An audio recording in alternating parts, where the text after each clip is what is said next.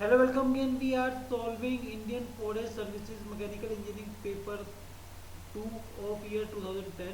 Question number 4A is the air conditioning unit of a pressurized jet aircraft receives its air from the compressor driven by the engine at a pressure of 1.4 bar.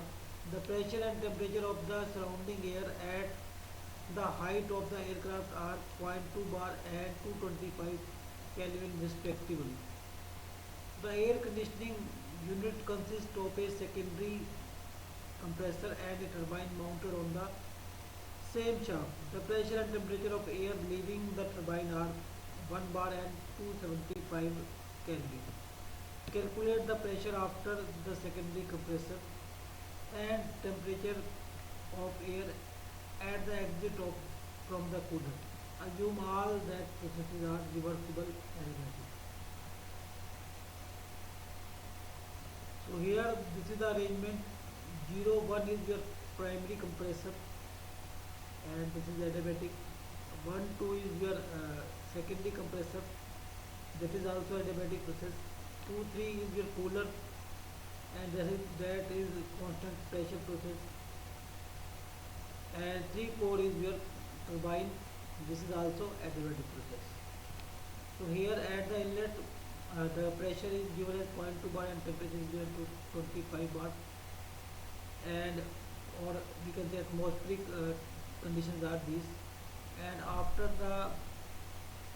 first compressor on at the inlet of primary compressor the pressure is given as 1.4 bar, and at the exit of turbine the pressure and temperature are 1 bar and 275 Kelvin. Okay, so these are the conditions given. So as 0 1 is isentropic process, so we can apply isentropic relation P1 by P naught is equal to T1 by T naught is equal to gamma by gamma minus 1. Gamma is 1.4 and gamma and P1 is 1.4, P1 is also 1.4, gamma is also 1.4, and P naught is 0.2, so and P naught is 225, so T1 comes out as 392.318 Kelvin. As pressure P2 is equal to P3. So now this is your secondary compressor, 1 2 is secondary compressor and 3 4 is your turbine. As secondary compressor is given by turbine, that is given. The air conditioning unit consists of a secondary compressor and turbine mounted on the same shaft. So turbine drives the secondary compressor.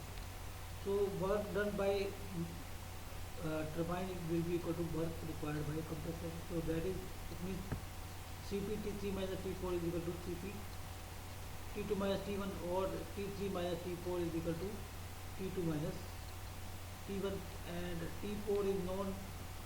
T4 is 275 and T1 is 392.318. So T2 minus T3 comes out as 117.318 Kelvin. Okay, so T2 minus T3 is this part. So now we have 3 and 4 as isentropic process and 1 and 2 as isentropic process, and P3 and P2 are equal.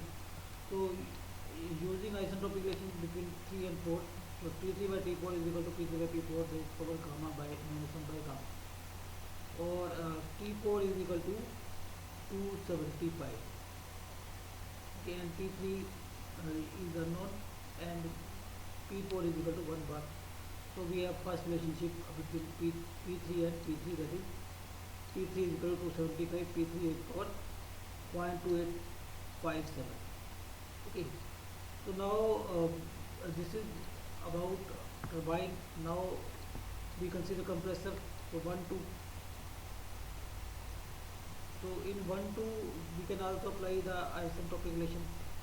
That means T1 by T2 is equal to P2 by P1 is raised power gamma minus 1 by gamma. So T2 is equal to P2 by 1.4, and this value is 0.2857, and this P1 we have calculated, that is P1 is 390 that we have calculated 392.318. So we get next relationship, that is P2 is equal to 356.36 P3 raised to power 0.2857. So this is your third relationship, or this is your third equation, second relationship. Okay, so now from second equation, that is this T3 275 T3 12857, and from third relation, because P2 is equal to P3, so that's why we can write this. So from this we divide these two, we get P2 by P3 as 1.296. So now from 1 is this T2 minus T3. So from 1 and from this relationship, we can use this T2 is equal to 1.296 T3.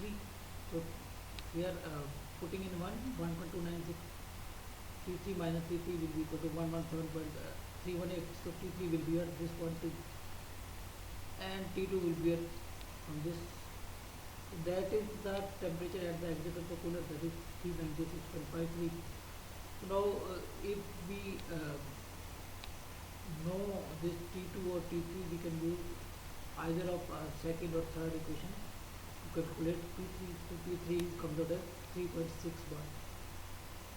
Okay, so answer is pressure in the cooler is 3.6 bar and temperature at the exit is 396.5.